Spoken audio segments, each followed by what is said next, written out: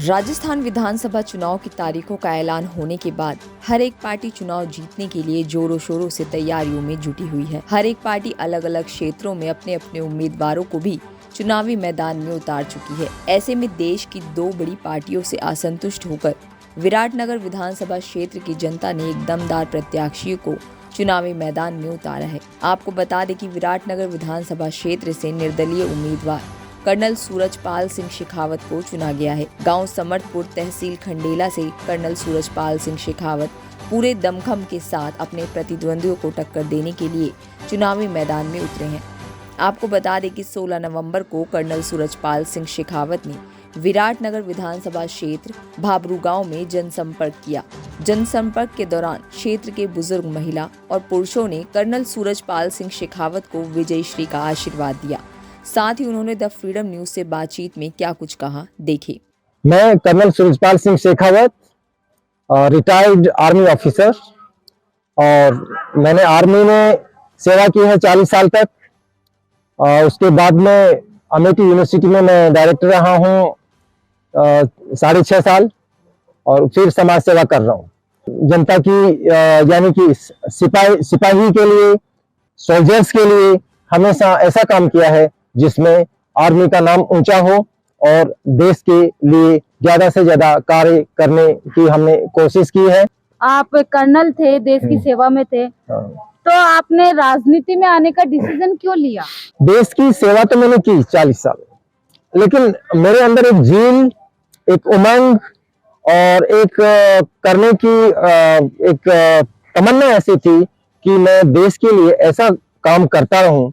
जब देखता रहा हूं मैं, पूरी उम्र हो गई देखते हुए कि जगह जगह भ्रष्टाचार, महिलाओं के साथ में अत्याचार, और जो चीज सही तरीके से करनी चाहिए, जैसे ऊपर से पैसे भेजते हैं तो वो पैसे पूरे पहुंचते नहीं। राजीव गांधी जी ने खुद कहा कि मैं ऊपर से 100 रुपए भेजता हूँ और यहाँ पहुंचते हैं 15 रुपए। तो आपका मानना है कि सरकार के द्वारा जो सुविधाएं दी गई है वो जनता तक नहीं पहुंच पाती है? वो सुविधाएं नहीं पहुंच पाती हैं और सरकार पूरा ध्यान दे भी नहीं पा रही है।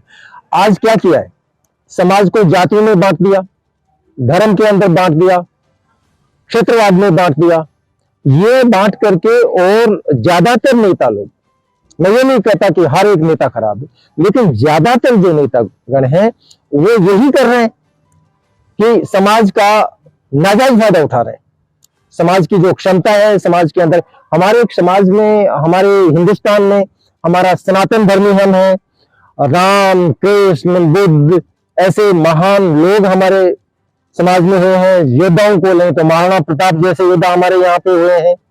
उसके बावजूद अगर हम पीछे हैं, नालंदा, तक्षशिला जैसे विश्वविद्यालय हमारे पास में थे। और कार्य करने की क्षमता का जहां तक सवाल है, हमारा देश आत्मनिर्भरता के लिहाज से एक ऐसा देश है कि हमें जो इकोनॉमी डाउन हो गई, अप हो गई, तो लोगों के पास खाने के लिए अनाज नहीं होता है जैसे बहुत से देशों में है। तो ये चीज हमारे देश में नहीं हो सकती। क्यों नहीं हो सकती? क्योंकि बड़े बड़े का काम करता है, खाते खाते का काम करता है, एक लिहार लुहार का काम करता है। हमारे इस तरीके से कार्य बटे हुए हैं कि वो अगर अपना कार्य करे तो पीढ़ी से काम कर रहा है वो, और पीढ़ी से उस काम से वो कमा के खा सकता है। हमारे सौहार्द, आपस में प्रेम, भाईचारा इतना है कि कहीं के जातिवाद उसमें आता ही नहीं है। कहीं पे मनुस्मृति के अनुसार हमारे पास में चतुर्वर्ण नया सिस्टम गुण कर्म विभाग से तसे कर्तारम विद्या कर्तारम दयम, यानी भगवान श्री कृष्ण ने अपने मुख से कहा है, चारों जो वर्ण है वो गुण और कर्म के अनुसार है, न कि जाति के अनुसार। तो आपने निर्दलीय चुनाव लड़ने का निर्णय क्यों लिया? देखिए, मेरे को तो सेवा करनी है, तो सेवा भाव तो है। और दूसरी बात ये भी है कि पार्टी ये में एक चीज तो मुझे लगती है, ये भी मैंने देखा है, चाहे वो बीजेपी हो चाहे कांग्रेस हो, इंसान खराब नहीं होते हैं, इंसान सब अच्छे होते हैं, लेकिन उन इंसानों का नाजायज फायदा उठाना गलत है। कांग्रेस में भी अच्छे आदमी हो सकते हैं और बीजेपी में भी बुरे आदमी हो सकते हैं। तो बीजेपी और कांग्रेस का एक, अगर वो बोले तो मेरा कोई पार्टी नहीं है, मैं कोई पार्टी के हिसाब से ऐसा मेरा कुछ नहीं है। मैं चाहता हूं समाज के लिए काम किया जाए, विकास के लिए काम किया जाए। और पार्टी में क्या होता है, पार्टी में जैसे नेता लोग हैं, अभी उनके वीआईपी होते हैं। किसी के जो वीआईपी हैं वो मोदी साहब हैं, किसी के वीआईपी हैं गहलोत साहब हैं। मेरे वीआईपी मेरे कार्यकर्ता हैं, मेरे क्षेत्र के जो लोग हैं वो मेरे वीआईपी हैं। मैं उनके लिए रात दिन काम करूंगा। अभी अगर आप चुनाव जीतते हैं, जनता आपको मौका देती है, तो आप जनता के लिए क्या करना चाहेंगे? आपके मुख्य मुद्दे क्या होंगे?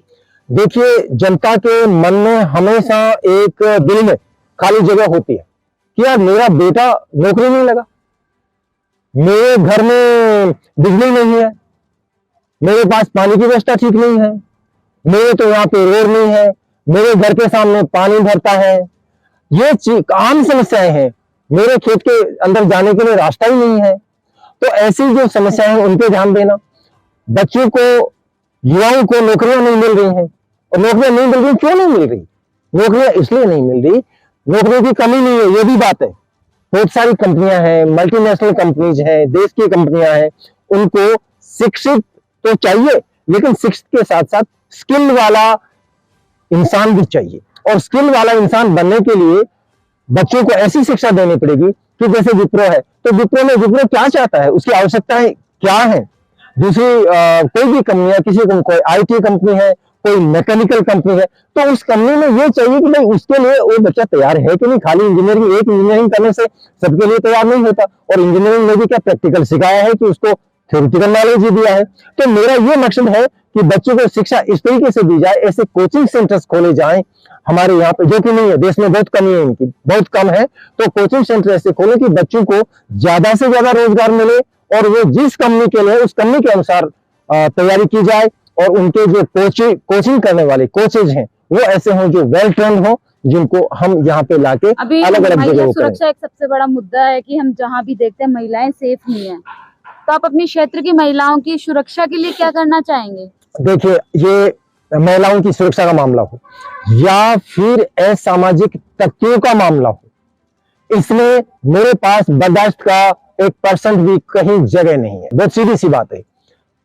महिलाओं के लिए अगर कोई अत्याचार करने की कोशिश करेगा, उसकी वो कानून के हिसाब से सही जगह जो उसकी होनी चाहिए वो वहां पहुंचाया जाएगा। और यही बात होगी असामाजिक तत्वों के लिए। महिलाओं को आत्मनिर्भर बनाना भी जरूरी है, क्योंकि आज का जो समय है उसमें महिलाओं का आत्मनिर्भर होना बहुत जरूरी है। उसके बारे में आप क्या कहना चाहेंगे? जो कोचिंग सेंटर्स हैं उनमें महिलाओं के लिए कंसेशन रखा जाएगा, और उनको, जो गरीब हैं उनको मुफ्त शिक्षा हम देंगे। फिर उनके लिए जो महिलाओं की जैसे खाने पीने की व्यवस्था है, उनकी पढ़ने की व्यवस्था है, स्कूल जाने के लिए कोई उनको व्हीकल नहीं मिलती है, जो भी उनके लिए अच्छा से अच्छी चीज होगी बच्चों के लिए हम ज्यादा से ज्यादा करेंगे। जैसे नारा है बेटी बचाओ बेटी पढ़ाओ, तो अलग अलग तरीके से, चाहे वो बायोलॉजिकल शिक्षा है, चाहे वो सामाजिक शिक्षा है, चाहे वो शैक्षिक शिक्षा है, ये शिक्षा हर पेरेंट्स को, हर माता पिता को हम देने की कोशिश करेंगे, जिससे बेटियों के लिए अच्छी से अच्छी सुरक्षा भी और अच्छी से अच्छी शिक्षा भी उनको मिल सके और समाज में आगे आ सके। आप हमारे चैनल के माध्यम से जनता को क्या मैसेज देना चाहते हैं? देखिए, अपने अगर इस क्षेत्र की बात करें तो मैं यही कहूंगा कि सौहार्दपूर्ण वातावरण हो, सब मिलके चलें और ईमानदारी से चलें, भ्रष्टाचार को भ्रष्टाचारी का मौका ना दें। किसी से डरने की आपको आवश्यकता नहीं है, 1% की आवश्यकता नहीं है। अपना काम कीजिए और मेहनत से काम कीजिए। सुबह जैसे टाइम पे उठना, जल्दी उठना, थोड़ा अपना एक्सरसाइज करना, नित नियम करना और अपने काम पे जाना। बच्चे हैं तो उनको पढ़ाई करना चाहिए। स्टूडेंट के लिए मैं मैसेज देना चाहूंगा, काकचेष्टा बको ध्यानम स्वान निद्रा तथैव अल्पाहारी गृह त्यागी विद्यार्थी पंचशील लक्षणम। ये अगर पांचों लक्षण अगर एक विद्यार्थी में है, उस विद्यार्थी को शिखर के ऊपर पहुंचने से कोई रोक नहीं सकता। इसी तरह की तमाम जानकारी के लिए आप बने रहिए द फ्रीडम न्यूज के साथ।